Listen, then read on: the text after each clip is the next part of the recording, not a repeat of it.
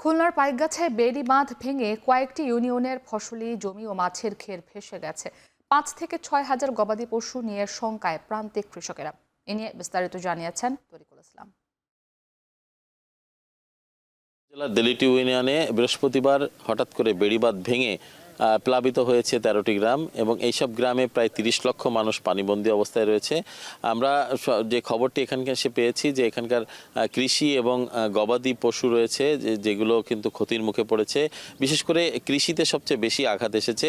আমন ফসলের ক্ষতি হয়েছে এখানে, এছাড়া বিভিন্ন ধরনের সবজির ক্ষেত ছিল সেগুলো ক্ষতি হয়েছে, যেগুলো পানির নিচে এখন অবস্থান করছে।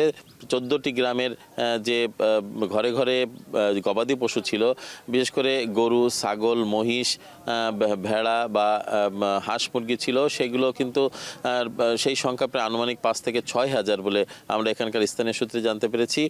এবং প্রাণী সম্পদ অধিদপ্তর সূত্রে যেটি জানতে পেরেছি, তারা আমাদেরকে জানিয়েছেন যে এখানকার গবাদি পশু পাখির এখনো পর্যন্ত কোনো যে ক্ষয়ক্ষতি তার কোনো পরিসংখ্যান তারা আমাদেরকে দিতে পারেনি। পাশাপাশি এখানকার যে এই উপজেলার প্রায় ২,০০০ ঘের খুব পানিতে তলিয়ে গেছে, যার আনুমানিক মূল্য, যে এখানে বাগদা চিংড়ি চাষ হতো তার আনুমানিক মূল্য প্রায় ১৫ কোটি টাকা বলে আমরা মৎস্য কর্মকর্তা সূত্রে জানতে পেরেছি। এতে এখানকার কৃষি নির্ভর, এখানকার যে মানুষ বা কৃষি নির্ভর অর্থনীতি, সেটি কিন্তু আসলে মারাত্মকভাবে ক্ষতিগ্রস্ত হয়েছে।